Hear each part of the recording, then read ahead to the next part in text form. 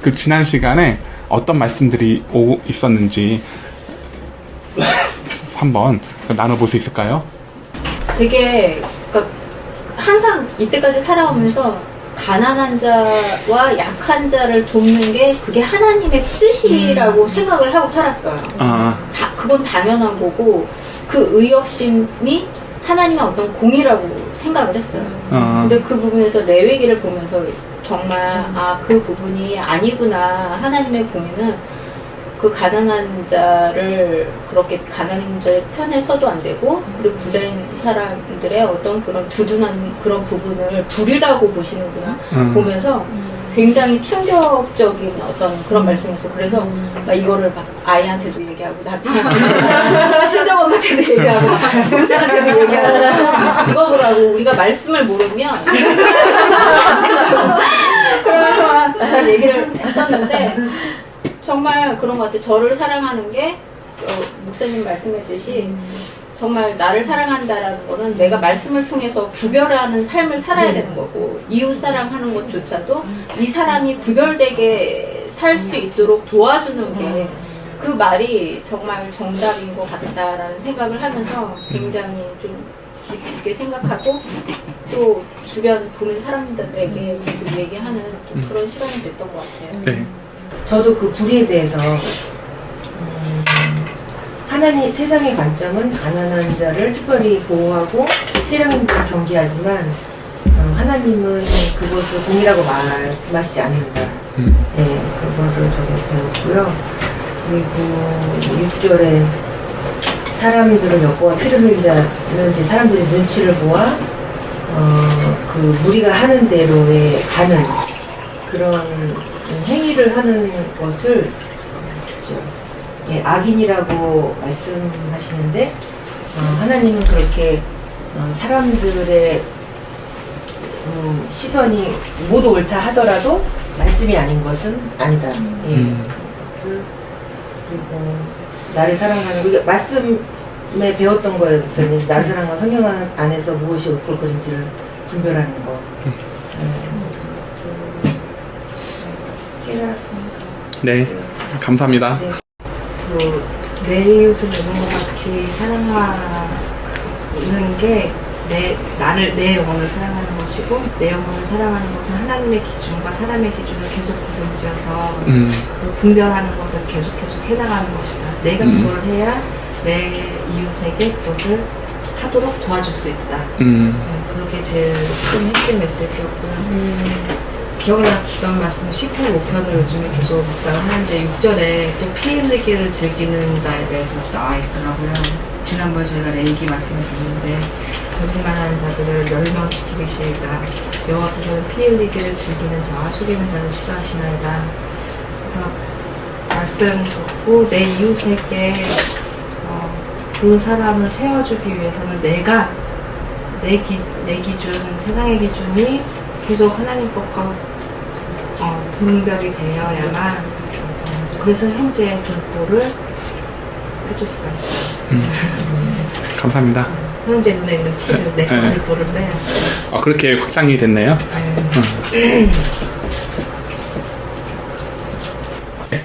그리고 이게 대망의 이주발 저는 지난번에 배움이 사람에게는 구분을 줘야 한다는 것과 또한 사랑이 없으면 또 그것도 분리를 시키게 된다는 것. 또 한 가지로 배운 거는 우연히 뭔가 이루어지는 건 없다. 그것도 우연도 구분을 져서 행해야 된다. 이렇게 한 4가지 정도를 배웠습니다. 감사합니다.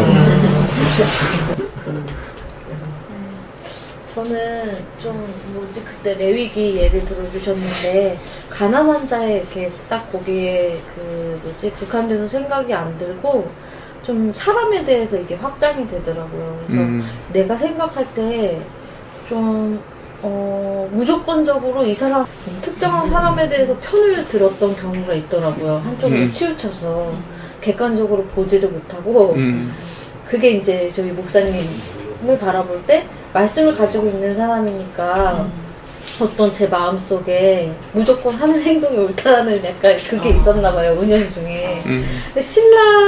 근데 신랑이 그것을 바라봤을 때 얼마나 좀 그거에 대해서 복음이 왜곡됐을까, 그런 모습을 보면서. 그러니까 제가 말씀의 기준을 삼지 않고 제 생각대로 특정한 사람만 이렇게 옳다 했을 때 신랑 입장에서 보면은 되게 서운하기도 하고, 아무리 목사님이라고 할지라도 잘못된 부분은 잘못된 부분이, 근데 저는 예전에 그게 없었던 것 같아요. 그래서 이 말씀을 듣고 신랑한테 카톡을 보냈어요. 잘못했다고 미안하다고, 내가 이렇게 기준 없이 무조건적으로 이렇게 했을 때 당신이 되게 굉장히 서운했을 것 같다. 그렇게 진짜로 그 생각이 들더라고요. 너무 미안하고. 그래가 뭐래요? 대답은 없어요. 근데 뭔가 생각하겠죠, 자기 나름대로. 되게 그 잘못을 하나님께도 회개하지만 신랑한테 사실대로 이렇게 미안하다고 얘기했던. 그래서 오히려 어찌 보면은 신랑 혼자서 복음에 대한 왜곡이 있었을 것 같아요. 그 부분에 대해서. 근데 그거를 어쨌든 미안하다고 사과를 했으니까 답장은 없었지만 바로 잡은 것이 아닐까. 네. 네, 그래서 지난 시간에는 의인의 판단은 가난한 사람이든 힘 있는 사람의 편에 서 있지 않고 하나님 편에서 모든 일을 판단해야 한다는 것을 알게 됐어요. 그리고 하나님 편에 서게 되면 하나님께서 나에게 주신 소유를 탕진하게 되고, 반대로 하나님 편에 선 사람은 하나님께서 나에게 주신 소유를 하나님 방법대로 사용하게 되어서 요동치 않는 모습을 우리는 교훈을 받았어요. 교훈을 받았습니다. 지난 시간 말씀을 이어서 11절의 말씀이 이어지는 거예요. 11절을 다시 한번 읽어주시겠어요? 자기의 토지를 경작하는 자는 먹을 것이 많거니와 방탕한 것을 따르는 자는 지혜가 없느니라. 네, 자기의 토지를 경작하는 것은 경작하는 자는 먹을 것이 많거니와, 이 말씀에서 우리가 사전적으로 알아야 될 것이 있는데요. 이 말씀은 우리나라와 좀 별개이죠.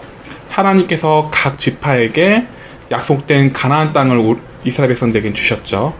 그리고 그 기업을 계속해서 대대로 잇기 원하셨어요. 나봇의 포도원 기억나시죠? 그 부분을 참고하시면은 이해가 되실 것 같아요. 그래서 모든 사람들은 토지가 있었고요. 그곳에 경작할 수 있는 주인된 권리도 있었어요.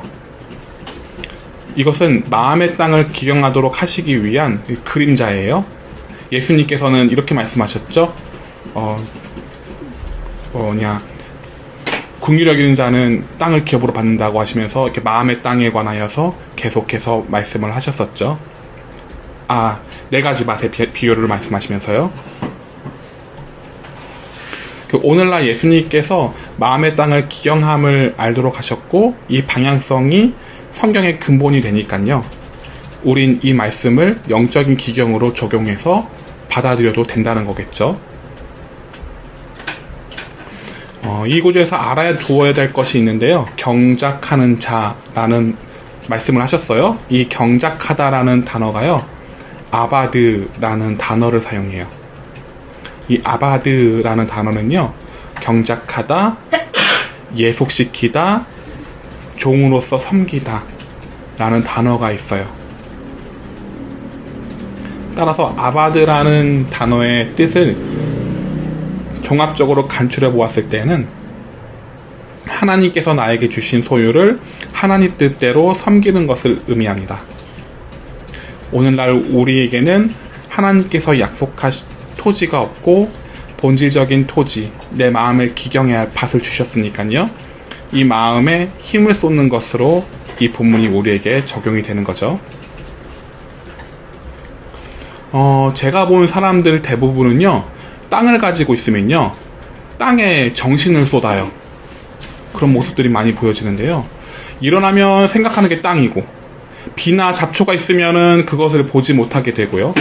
그것을 볼 수가 없어요. 그 땅에 잡초가 있으면요, 그거를 뽑아야 되고, 그리고 비가 오면은 이 땅이 어떻게 될까 걱정을 하고요. 농작물이 어떻게 될까 걱정하죠.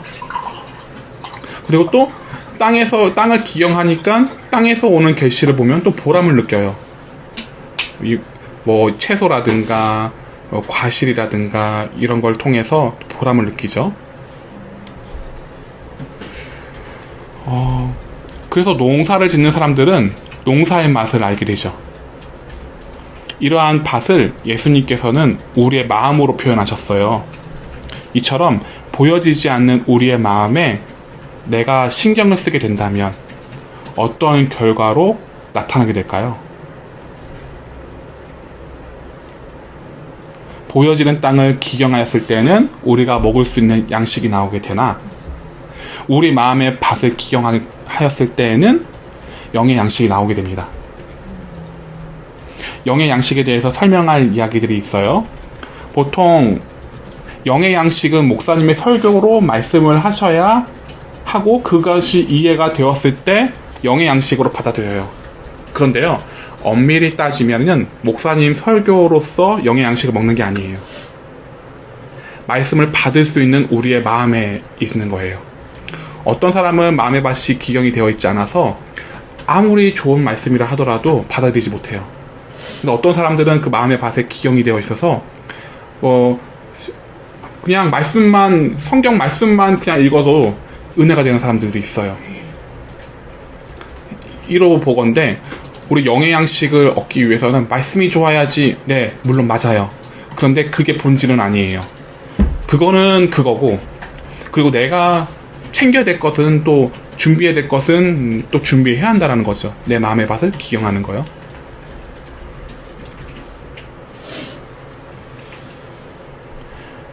그래서 우리 마음의 밭을 기경하였을 때는 영의 양식이 나온다는 얘기예요. 그래서 깊고 오묘한 말씀을 우리는 영의 양식으로 받을 수가 있죠. 이런 예를 한번 들어볼게요. 오늘날 바울이 지금 이 순간에 부활을 했어요. 그래서 딱 나타났어요. 그래서 말씀을 전해요. 그러면 모든 이들이 다 은혜를 받을까요? 네, 받을 수가 없겠죠. 왜냐하면은 그 말씀을 받을 만한 그릇이 있는 사람이 있고 그릇이 없는 사람이 있을 테니까요. 똑같다는 설교자에 의해서 다시 말씀드리는 것, 이렇게 말씀드리는 것은 설교자에 의해서 영의 양식을 많이 받고 적게 받고는 될 수는 있는데 그게 근본적으로 결정짓는 건 아니에요. 내 마음이 기경을 해야지 받을 수가 있는 거예요. 그러니 내가 내 마음의 밭을 기경하면 기경할수록 그 메시지, 성경의 그 메시지가 깊어지죠.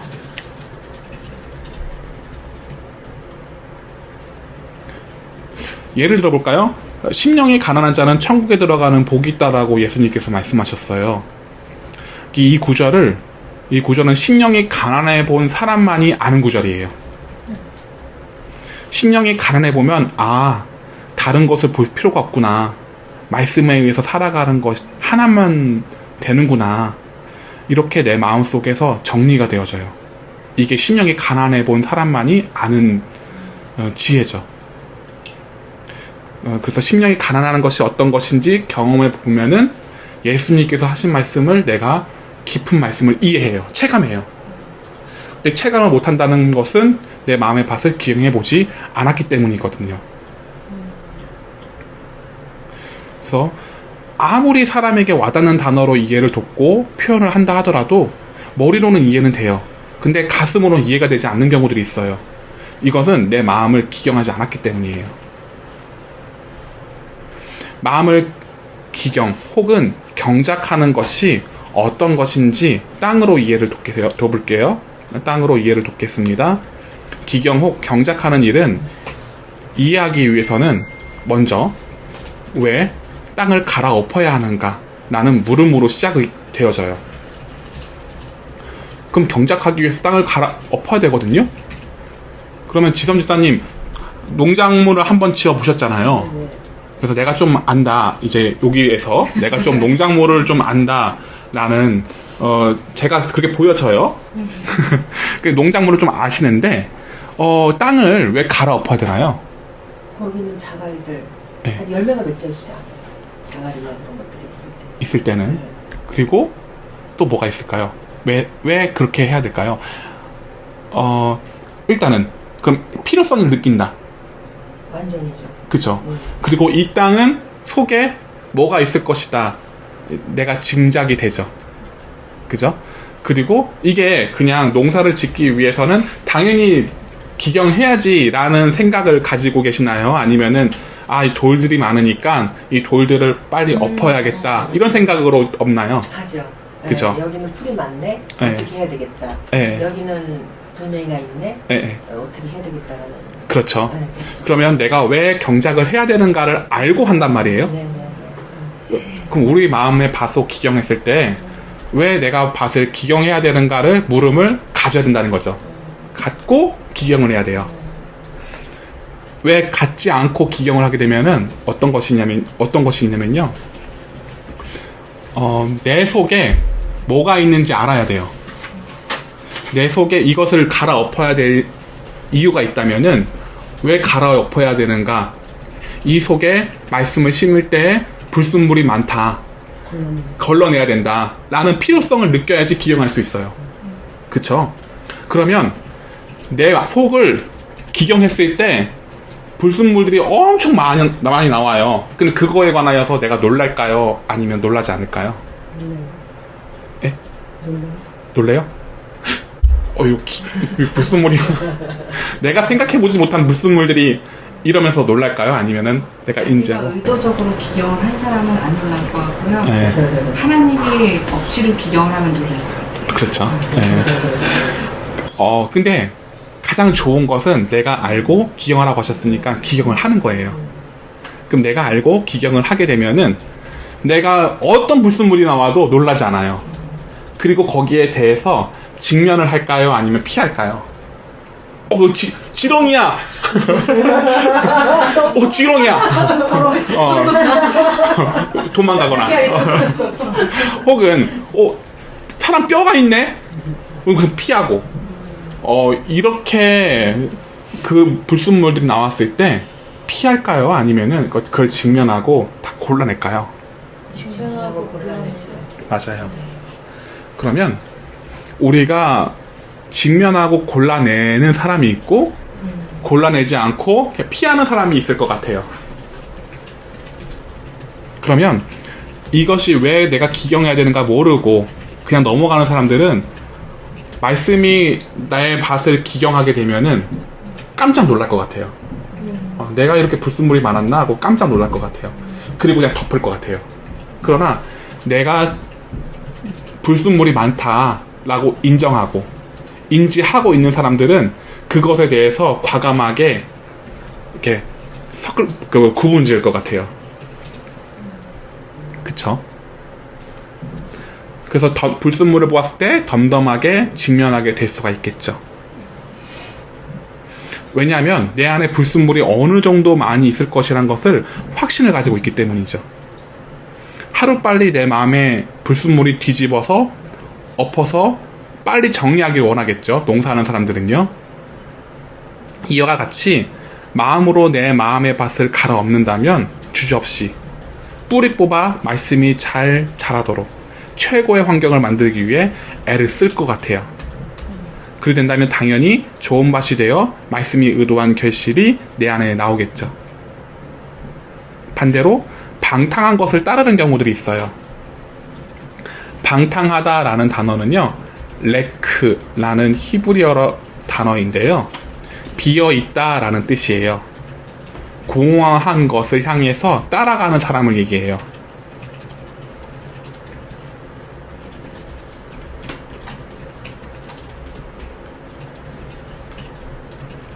그렇다는 것은 마음의 밭을 기경하는 것을 떠나 어떠한 방법을 찾는 사람으로 이해할 수 있겠죠.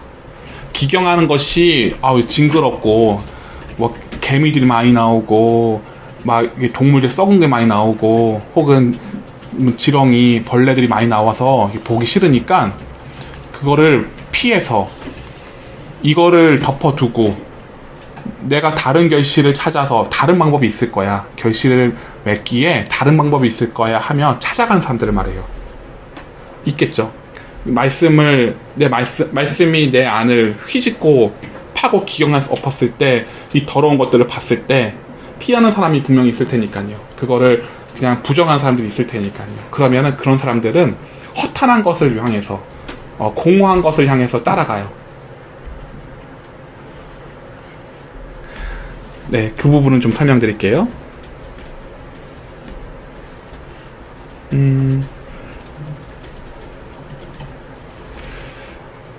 말씀을 바라보며 직면하지 않고 아무 기경 없이 말씀을 통해 맺혀야 할 아가페 사랑이란 결실을 생각하지 않고 세상의 방법을 통해서 사람들에게 인정과 대우를 받으려고 해요. 이런 사람이 있어요. 보통 사람들에게 대우를 받기 위해서 돈으로 해결하는 경우들이 많아요. 돈만큼 신앙을 뒤흔드는 건 없어요. 그래서 돈이 신앙을 흔들게 되면 자신은 말씀과 직면하고 씨름하지도 않으면서 하나님이 재물이란 복을 주셨어. 이렇게 사람들에게 부러움의 대상으로 만들어서 이 신앙을 돈으로 뒤흔든다는 거예요. 네, 다시 말씀드릴게요. 돈이 신앙을 뒤흔들어요. 어떻게 뒤흔드느냐? 하나님께서 나에게 복을 주셔서 재물이란.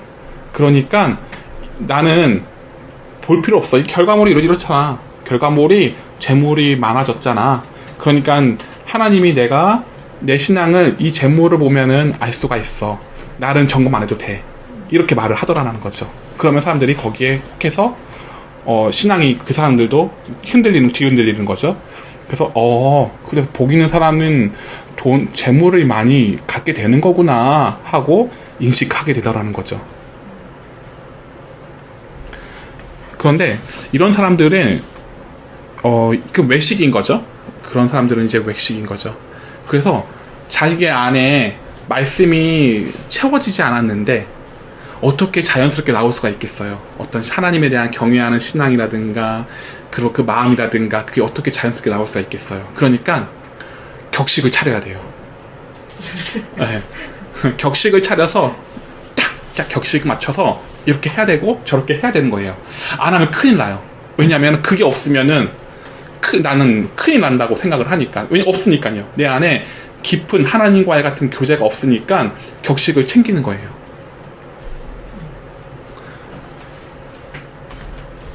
이런 모습들은 바리새인들이 잘하는 모습이에요. 형식이란 격식을 다 챙기면서 마음은 나를 찌르는 말씀과 멀리해요. 형식을 챙기는 모습은 내가 하나님을 잘 믿고 있다는 형식에도 불과한 거죠. 그건 형식에 불과한 거죠. 마음의 중심이 있어야지 형식이 갖춰진다고 해서 하나님이 기뻐하시는 건 아니잖아요. 그래서 결국 돈과 형식을 챙기면 겉으로는 하나님을 잘 섬겨서 부하게 되었다는 논증이 되는 거거든요.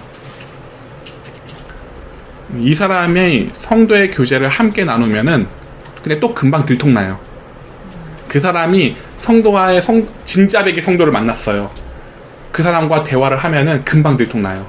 이 사람에게는 아무것도 없구나 하고요. 그래서 이 사람은 진짜백을 피해요. 그래서 모이기를 패하는 자가 되죠.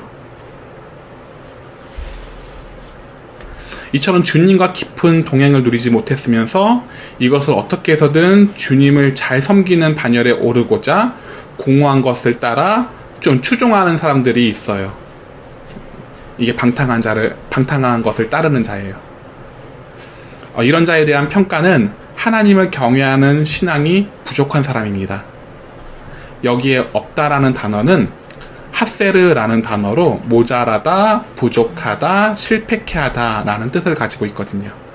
그러니까 이 사람이 하나님을 경외하는 것이 없는 게 아니에요. 있는데 자기 부족한 것을 땜질하려고 격식을 채우고 돈으로 이렇게 때우는 거예요.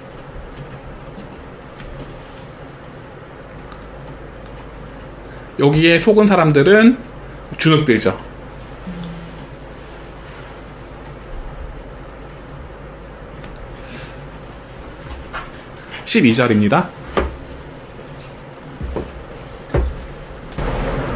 자기 악인의 불의의 이익을 탐하나 의인은 그 뿌리로 말미암아 결실을 하느니라. 아멘.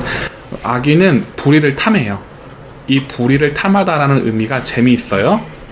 옳지 않는 방법으로 어떻게 결실을 맺으려 하냐면은 그물로 동물들을 잡듯이 함정을 만들어서 상대방의 약점을 만들고 그 약점을 잡아서 자신의 입지를 굳혀요. 세상의 방법인 거죠. 상대방의 본질적인 신앙의 모습을 보지 않고요. 형식이란 약점이 어디 있는가를 계속 봐요. 그리고 그 부분을 지목하면서 자신의 신앙이 이 사람보다 나음을 사람들 앞에서 입증하려고 해요. 또 거기에 설득당하는 사람들을 보고 기쁨에 취하며 살아요. 쉽게 자신의 소득을 얻은 사람이죠. 그리고 그것에 대해서 만족해요. 더 심각한 것은요, 자신이 그런지 모른다라는 게 문제예요. 마음의 땅을 기경하지 않는데 어떻게 나의 심각한 모습을 볼 수 있겠어요. 그래서 이 문제는 외식이란 것과 맞물리게 되는 거죠. 반대로 의인의 결실은요, 뿌리에서 내린 것을 통해서 결실을 맺는다라고 기록되어 있거든요. 그래서 3절에 기록되기를 지난 시간에 의인이 뿌리를 내린 것 같아서 흔들리지 않는다라고 배웠어요. 그래서 의인은 믿음으로 말미암아 살아가니까요, 흔들리지가 않아요. 이게 누적되고 차곡차곡 쌓이게 되면은 내 신앙에 굳건하게 뿌리를 내린 그 뿌리로 인하여서 내가 결실을 맺어지게 되죠. 그러니까 신앙이 믿음은 믿음으로 말미암아 살리라라는 그 마음을 가지고 어떤 역경에서든지 헤쳐나가게 된다면은 그게 누적이 되어요. 내 신앙에서 누적이 되어서 그게 깊은 뿌리가 되어서 내가 자연스럽게 결실을 맺어지게 되는 거죠.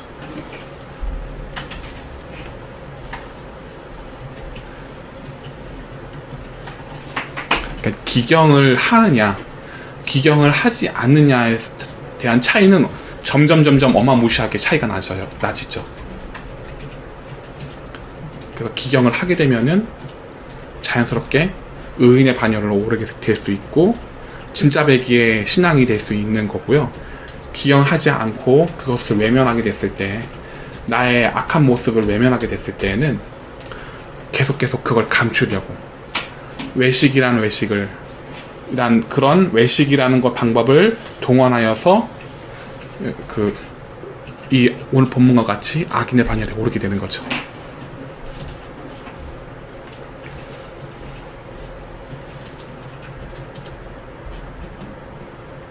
(13절입니다) 악인은 입술의 허물로 말미암아 그물에 걸려도 의인은 환난에서 벗어나느니라. 아멘. 악인은 자신의 잘못된 입술로 인하여 그물에 걸려 영의 양식을 취하지 못하게 됩니다. 자기가 걸어놓은 그물을 자기가 빠져요. 실제로 사람 관계에서도 깊이 있게 신앙 대화를 하지 못해요. 교제를 못하는 거죠. 절대 영적인 사람과 관계를 깊이 할 수가 없죠. 자신이 한 실수의 말로 인하여서 자신이 한 그 말의 실수를 지켜야 하고요. 또 그 말들을 번복할 수 없으니 영적인 환란에서 자기가 펼쳐진 그 그물에서 허둥대면서 벗어나지 못하게 되는 거죠. 벗어나지 못하게 되는 거고, 자신의 잘못된 말들이 공론화되고 공론화된 말들로 인하여서 더 이상 말씀 따라 나아갈 수가 없게 됩니다. 내가 한 말이 있으니까 그것이 내가 한 말이 나의 신앙이라고 또 생각하는 거예요. 그래서 그 신념에 의해서 신념에 가로막혀서 그 신념이 함정이 되어서 영적 환란에서 벗어나지 못하게 됩니다. 반대로 의인은 달라요. 의인은 환란에서 벗어나요. 자신의 체면보다 말씀을 우선시 여길 수 있으니까요. 영혼이 성장하는 데 있어서 장애가 되는 체면을 모두 벗어날 수 있게 됩니다. 이와 같은 영적인 환란에서 벗어날 수 있게 되는 거죠. 여기서 환란이란 표현으로는 표현된 이 단어가 있는데요. 차라라는 단어예요. 차라라는 단어는 쬐이는 것을 얘기해요. 나에게 쪼여오는 거죠. 그러니까 영적 환란인 거죠.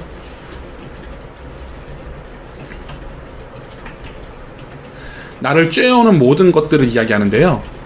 내 영혼의 유익을 위해서 모든 것을 벗어버리나 악인은 그렇지 않아요. 계속 그 쬐인 것을 계속 덧입어서 거기서 이렇게 요동하지 않아요. 나의 자존심이라는 옷이 나를 쬐이고요. 나의 체면이라는 것이 나를 쬐이게 만들어요. 악인은 이제 그래요. 그런데 의인은 달라요. 의인은 그런 것 별로 가치를 두진 않아요. 내 체면 뭐 상관없고 내 자존심 상관이 없어요. 말씀이 하나면 된다라고 생각하고 따라가요.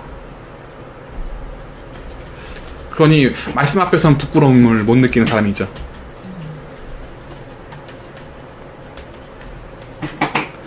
진정한 말씀을 대하게 되면 나는 부끄러워집니다. 더 이상 꺼내고 싶지도 않고 듣고 싶지도 않아요. 이게 저의 딸이 그래요. 제 딸이 어저께인가 주일에 무화과 나무에 대한 비유의 말씀이었어요. 그 비유에 대한 말씀을 교훈했을 때 자기 얘기니까 아빠 창피해요. 말하지 마세요. 더 이상 이야기하고 싶지가 않아요. 막 이래요. 그래서 그 말씀 앞에서 내 민낯이 다 드러나니까요. 그래서 부끄러워져요. 그래서 꺼내고 싶지도 않고 듣고 싶지도 않아요. 너무 창피해서요.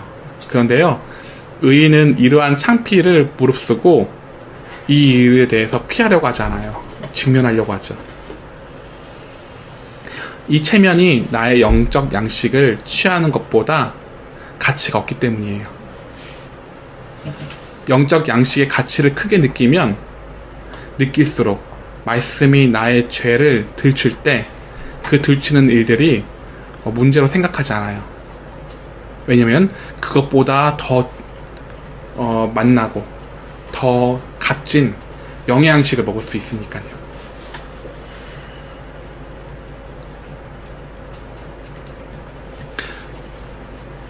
내 영적인 상태가 이 상태인가 하는 마음이 더 부끄럽게 느껴지게 되기 때문이죠. 그렇기 때문에 나를 죽이고 말씀을 찾을 수 있게 되는 거예요. 의인은 그렇게 해서 말씀을 따라가고 환란에서 자유할 수가 있게 되는 거예요. 여기까지 됐을까요? 네. 14절입니다. 사람은 이브의 열매로 말미암아 복록에 족하며 그 손이 행하는 대로 자기가 받느니라. 아멘. 악인이 환란에서 벗어나지 못하는 것과 의인이 환란에서 벗어날 수 있는 까닭에서 좀 더 설명에 들어갑니다. 사람은 입의 열매로 인하여 복록에 족하다라고 말씀하는데요. 이 단어의 의미를 풀면 이런 메시지예요. 믿음의 말은 하나님의 선하심에 만족하다라는 의미예요. 지난 시간에 믿음의 말, 즉 말씀대로 이루어진다라는 언약의 말을 하는 것이 의인이 그렇게 말을 한다 라고 배웠어요.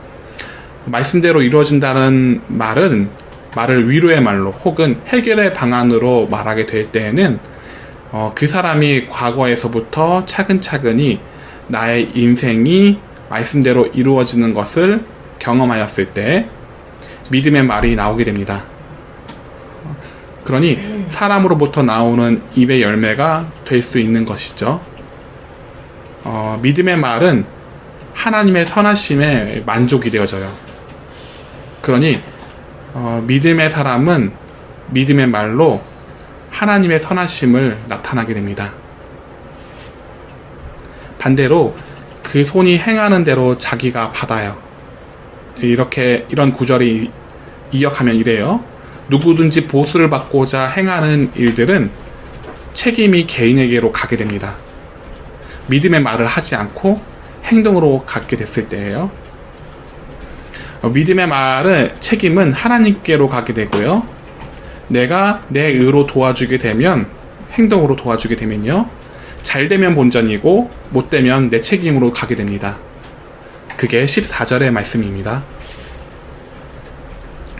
그러니까 믿음의 말은 하나님의 선함에 만족하니까 하나님이 책임져 주시고, 그리고 악인, 자기의 의로 하는 행동은 안 됐을 때는 내가 책임을 받고. 그래서 우리가 사람들에게 어떤 말을 하게 될 때에도 고민하게 되잖아요. 내가 책임질 말인가 아닌가를요. 그때 우리가 그 사람에게 뭔가를 말을 하게 되었을 때는 믿음의 말을 해야 된다는 거죠. 성경에 기록되어 있는 말씀, 이렇게 되었을 때는 하나님이 이렇게 하셔. 성경에 이렇게 기록되어 있네. 이렇게 하나님 말씀을 토대로 말을 전해서 하나님께 책임을 떠넘기는, 혹은 하나님이 책임을 지게 하시는 그런 순리대로 살아가는 삶이 의인의 삶이에요. 15절입니다. 미련한 자는 자기 행위를 바를 줄로 여기나 지혜로운 자는 권고를 듣는다. 아멘. 문제는 15절과 같이 악인, 곧 미련한 사람은 자기의 의로한 행위가 바른 줄로 안다라는 거예요.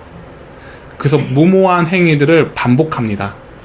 그리고 도움을 주었다고 생각하는 사람들에게 상처를 받고요. 또 분노를 해요. 내가 도와주어도 내가 도와준 만큼 그 사람이 나에게 보답을 하지 않으니 화가 날 수밖에 없죠. 여기서 포인트는 그 사람을 도와주어야 하고 도와주지 말아야 하는 것에 문제를 두는 것이 아니에요. 내가 하나님의 의에 맞는 행동을 따라가느냐, 거기에 주시를 하고 있는가, 하지 않고 있는가, 이 부분에 의해서 책임이 나에게 돌아가던가 하나님께 돌아가던가 그렇게 갈라지는 거예요. 앞서 설명드렸듯이 지혜로운 자는 하나님의 뜻에 맞추기 위해서 늘 주시를 해요. 내가 말하는 것이 하나님 뜻에 맞는 것인가 아닌가 늘 주시를 해요. 그래서 말씀에 의한 권고를 듣고자 하는 거죠. 내 마음을 기경하는 자는 내 속에 불순물이 참 많다는 것을 알기 때문에 내 마음에서 오는 감정을 따라 가지 않습니다. 성경이 말씀하시는 권고를 들을 뿐이죠. 그래서 의인은 내 감정에 의해서 따라가는 자가 아니라 성경에서 말씀하시는 그 권고를 듣고 따라가는 사람이에요.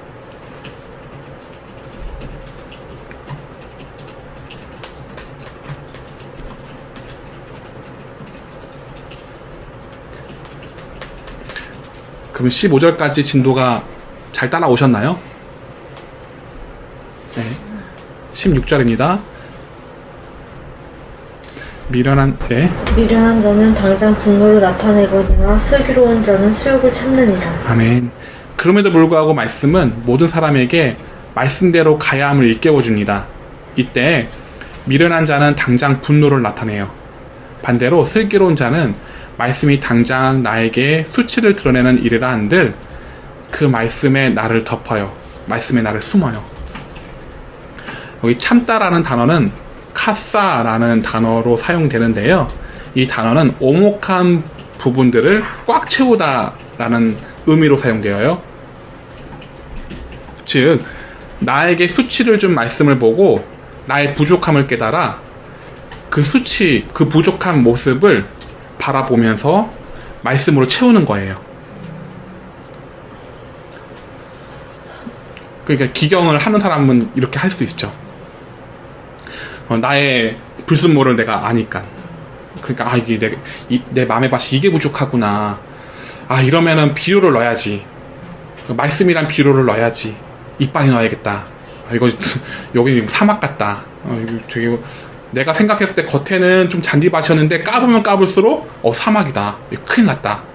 내 마음의 밭의 기경이 무너지겠구나. 이렇게 생각을 하면서 내 부족함을 말씀을 자꾸 채우려고 하죠. 그러니 이게 수치라고 인간적인 마음에서는 느껴지지만 그게 수치라고 생각이 들지 않죠. 진짜 이게 사실이니까.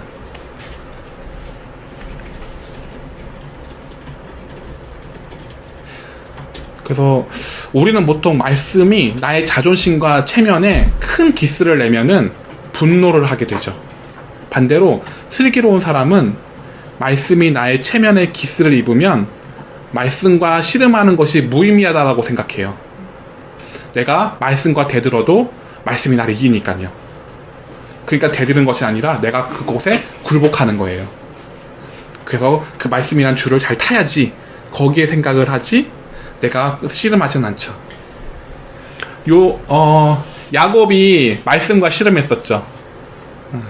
그래서 말씀과 씨름해가지고 결국은 하나님이 너 이스라엘이라고 이름을 지어줄게 그렇게 말씀을 하셨었죠. 물론 말씀과 씨름하는 순간은 다가와요. 그러나 씨름하고 나서 이거는 내가 군번이 아니구나. 이제 그거를 알게 됐을 때는 내가 이스라엘이 되는 거죠.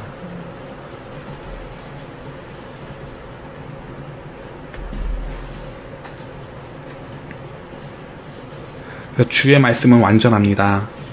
그래서 말씀에 의해 수치를 받게 되니 나를 그런 수치가 되는 내 감정을 부정하고 기록된 말씀에 의한 자아를 내가 다시 세우게 되는 거죠.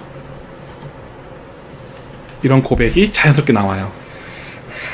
그래서 사리분별을 하는 사리분별 파악에 빠른 영리한 사람인 거죠. 슬기로운 자가 언어로 이제 영리하다 이런 뜻을 가지고 있거든요.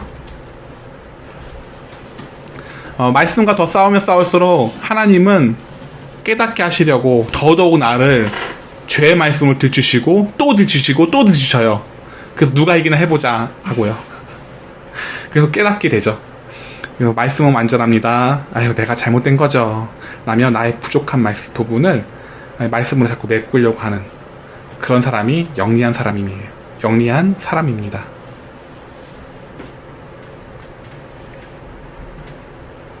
(17절입니다)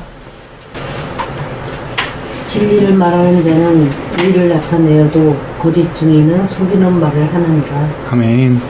말씀을 대할 때 태도에 따라 진리를 말하는 자가 되고 거짓 증인이 되기도 합니다.